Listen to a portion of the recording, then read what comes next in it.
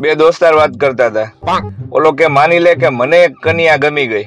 ઓલો કે માની લીધું. હવે એ કન્યાને હુંય ગમી ગયો. ઓલો કે ઈ હું નો માનું. ઇન્જેક્શન લગાડ્યા પછી અમુક દેશમાં થેન્ક યુ બોલવાનો રિવાજ છે. અચ્છા. ત્યારે આપણા અહીંયા પૂછવામાં આવે છે કે ઢેરો થઈને પાકશે તો નહીં ને. બે દોસ્તાર વાત કરતા હતા. ઓલો કે માની લે કે મને એક કન્યા ગમી ગઈ. ઓલો કે માની લીધું. હવે એ કન્યાને હુંય ગમી ગયો. ઓલો કે ઈ હું નો માનું. ખબર નહીં લોકો રાતના 2 વાગ્યા સુધી કેવી રીતે જાગી લે છે. મને તો 1:45 થાય ત્યાં તો નીંદર આવવા માંડે. એક વાત ખાસ યાદ રાખજો મિત્રો, જયમાં પેલા ભલે હાથ ન ધોવો પણ જયમાં પછી ખાસ હાથ ધોજો, કારણ કે નકર મોબાઈલ ઉપર ડાઘા પડી શકે. જિંદગીમાં 2 વાત ખાસ ધ્યાન રાખજો.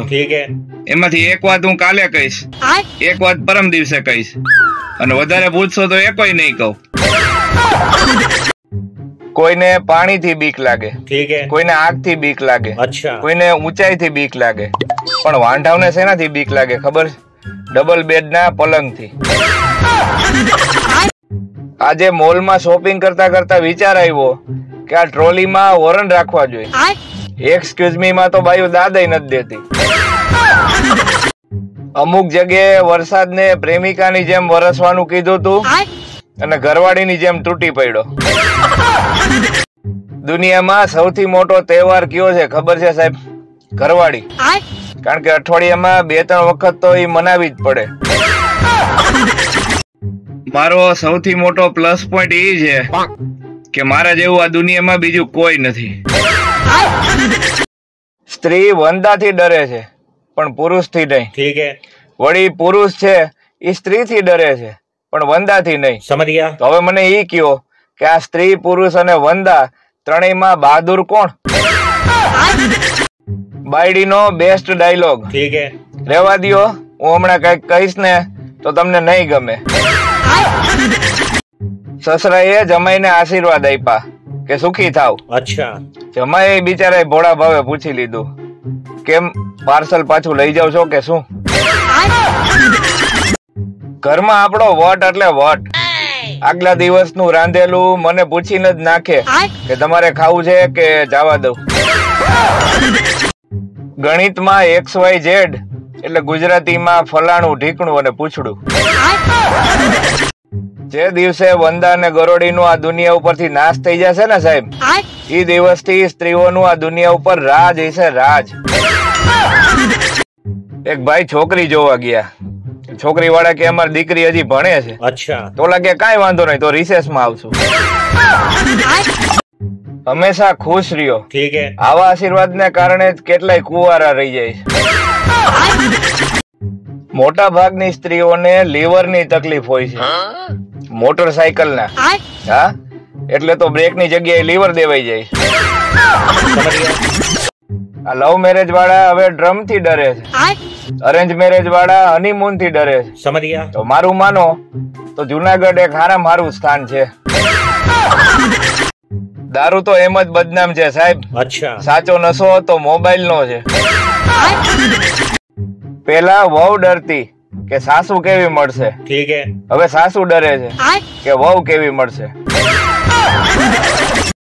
કોઈ પણ કામ હંમેશા વ્યસ્ત માણસને જ સોંપવું, કારણ કે નવરા પાસે તો સમય નથી. શું કે મિત્રો, મજા આવે છે ને મારી રીલમાં? આમ પણ મારી રીલ આયુર્વેદિક જ હોય છે, તમને કોઈ દી સાઈડ ઇફેક્ટ નહીં થાય. આ તો કળિયુગ છે સાહેબ. ભૂલ હોય છે સેલની અને માર રિમોટ ખાય છે. જ્યાં સુધી રડતી છોકરીના નાકમાંથી પરપોટા ચાલુ ન થાય ને ત્યાં સુધી એના રડવા ઉપર વિશ્વાસ ન કરવો સાહેબ. અમે સૌરાષ્ટ્ર વાળા છીએ સાહેબ. સવારે ઉઠીએ ત્યારે ગાંઠિયા જોઈ. સમજ્યા? અને રાત્રે સુઈએ ઈ પેલા ગાંઠિયા જોઈ. સપનામાં જો તમને પાન દેખાય એટલે સમજી લેવું કે તમને કોક ચૂનો લગાવવાનું છે. કિંમતી વસ્તુ હંમેશા એકલી હોય છે. અચ્છા. જેમ કે ચાંદો, સૂરજ વાંઢાવ એટલે વાંઢાવ, તમે ઉપાધિ ન કરતા, તમે કિંમતી જો બધાય. છોકરી વાળા કે છોકરો શું કરે છે? ઓલા કે એન્જિનિયર છે. કે હા, પણ કરે છે હું? એક જણો પથરી કાઢવા રોજ બિયર પીતો. હવે ડોક્ટરે કીધું કે પેલા લીવર કાઢવું પડશે. દિલથી સારા બનો સાહેબ, મોઢા માટે તો ફિલ્ટર છે જ. એના દિલનું ગેસ કનેક્શન જ બંધ હતું સાહેબ. અમે જ નાદાન હતા કે લાઇટર મારતા રહ્યા. જો છોકરીઓ અમારા છોકરાઓની જેમ સુંદર હોત ને તો બિચારીઓને વારંવાર બ્યુટી પાર્લરના ધક્કા ન ખાવા પડત. આમ જો તમને, હા તમને જ કઉ છું, આખી રાત તડકામાં બેહીને તમને યાદ કરું છું. બધી છોકરીઓ દિલની ખરાબ નથી હોતી સાહેબ. અમુક મગજની ફાટેલી હોય છે. જો કોઈ વ્યક્તિ વાત કરવા માટે એનો માવો થૂકે છે તો સમજી લેવું કે હવે એ બહુ મોટું જ્ઞાન બતાવશે. મારું બાળપણ બહુ સંઘર્ષમાં વીતું છે સાહેબ. જો સ્કૂલે જાવ તો શિક્ષકો મારતા, અને નો જાવ તો ઘરવાળા મારતા. અમારા જેવા ભોળા છોકરાઓ લગ્ન કરી કેટલી ભૂકંપ, સુનામી, વાવાઝોડાઓને હાચવીને બેઠા છે. નકર તો આ દુનિયાની પથારી ફરી ગઈ હોત સાહેબ. આપણા ટેલેન્ટ ની તો વાત જ ન કરો. ઘડિયાળ જોઈને ટાઈમ કહી દઉં છું. છોકરીઓના કાન તો ખાલી ઝુમખા લટકાવવા માટે આપ્યા છે, બાકી સાંભળતી તો કોઈના બાપનું નથી. કદર કરો છોકરીઓની. છોકરી થવું સહેલું નથી સાહેબ. ઘરે કચરા પોતા કરી અને સોશિયલ મીડિયા ઉપર ક્વીન વાળો એટીટ્યુડ રાખવો પડે. એક ભાઈ ડોક્ટર ને કે સાહેબ હું ચશ્મા પહેરીને વાંચી તો હકીશ ને? ડોક્ટર કે હા, એમાં કઈ શંકાને સ્થાન નથી.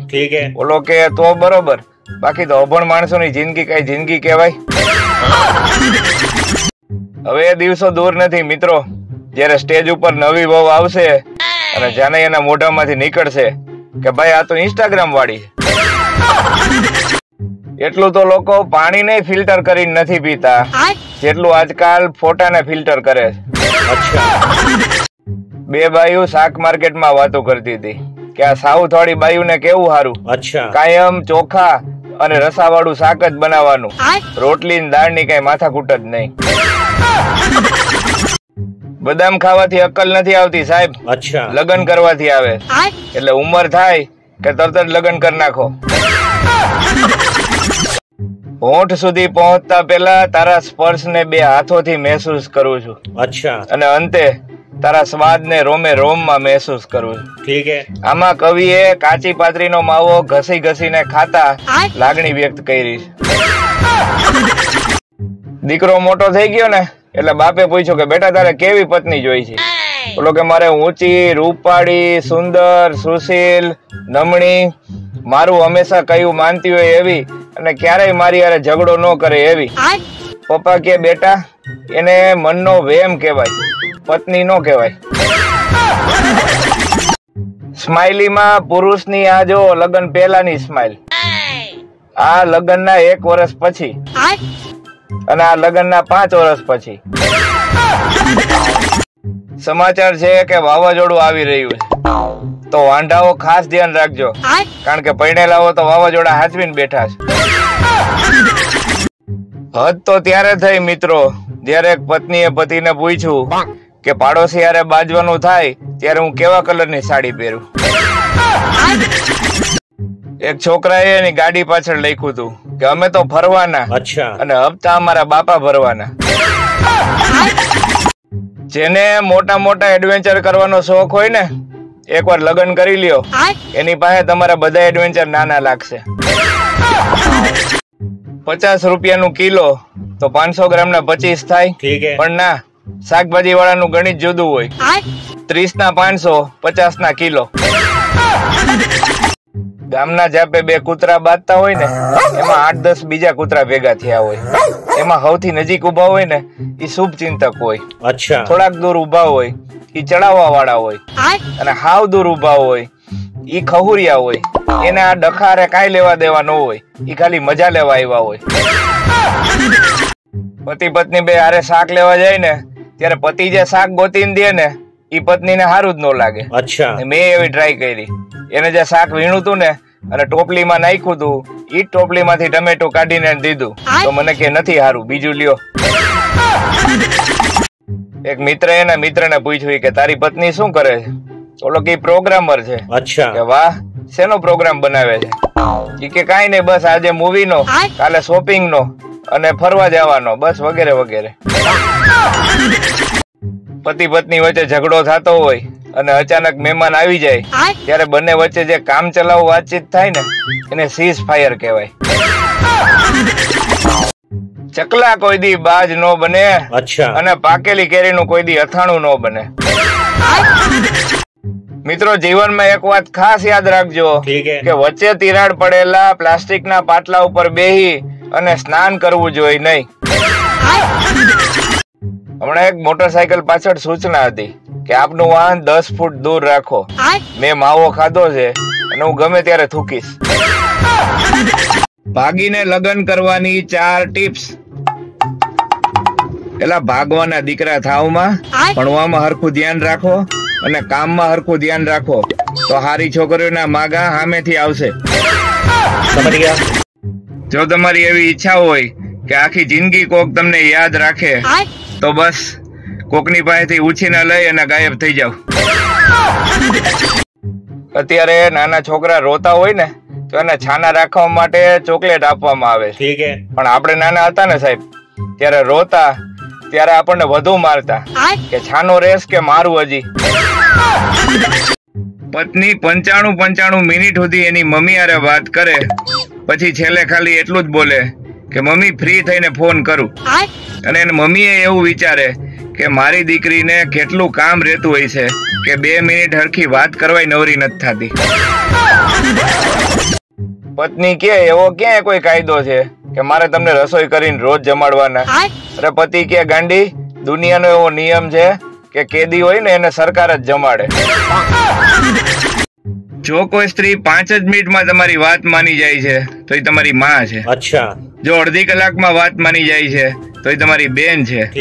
જો 2 કલાકમાં વાત માની જાય છે તો એ તમારી દીકરી છે. અને જો એ વાત સાંભળતી જ નથી તો એ બેરી છે. દરેક વાતમાં પત્નીને નો લઈ આવાય ભાઈ.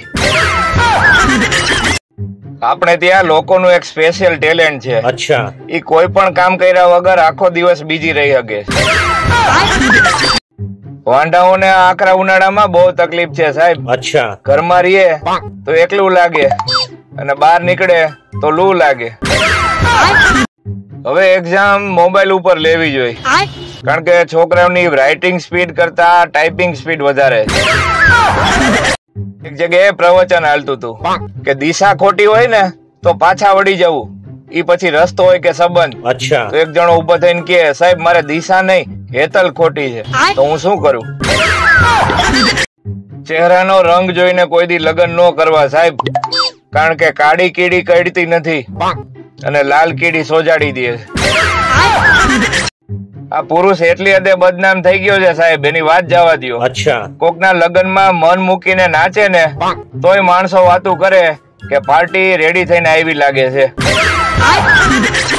અને તેથી એમ કેવાય કે આંખના ડોળા મોટા કરી અને સાસુમાં ઢબ ઢબ કરતા પગલા પાડતા પાડતા પાડતા જઈ વહુ પાસે જાય છે અને વહુને એટલું કહે છે કે વહુ બેટા હવે તો ઉઠી જાવ, સૂરજ ક્યારનો જાગી ગયો. અચ્છા. અને હવે વહુનો જવાબ સાંભળજો સાહેબ. તેથી વહુ ખાલી એટલું જ બોલી હતી કે સાસુમાં સૂરજ મારી પહેલાય હુઈ જાય છે. લગ્ન જીવન પછી બેડરૂમ ની બદલાતી સુગંધ, 3 વર્ષ સુધી સ્પ્રે, બોડી સ્પ્રે અને ચોકલેટ ની સુગંધ. 3 વર્ષ પછી baby lotion, baby cream, baby powder અને ડાયપર ની સુગંધ. અને 15 વર્ષ પછી આયોડેક્સ, મૂવ, વિક્સ અને ઝંડુબામ ની સુગંધ. આજે સાંજે આખી કેરીના ભજીયા, એ નવરત્ન તેલમાં અને ભરેલા મમરાનું શાક બનાવવાનું છે. જેને ખાવાની ઈચ્છા હોય એ અગાઉથી કહી દેજો, પછી એમ ન થાય કે અમે રહી ગયા. એક એવોર્ડ આ દેશના ભાભલાઓને મળવો જોઈએ સાહેબ. સામેથી વહુ ઘૂંઘટ ઓઢીને આવતી હોય તો એ કહી દે કે આ વહુ કોની છે. શિક્ષકે ક્લાસમાં પ્રશ્ન પૂછ્યો કે સાપની પૂંછડી પર પગ મૂકવો એટલે શું? તો એક છોકરો ઉભો થઈને કહે, પત્નીને વેકેશનમાં પિયર જતી રોકવી.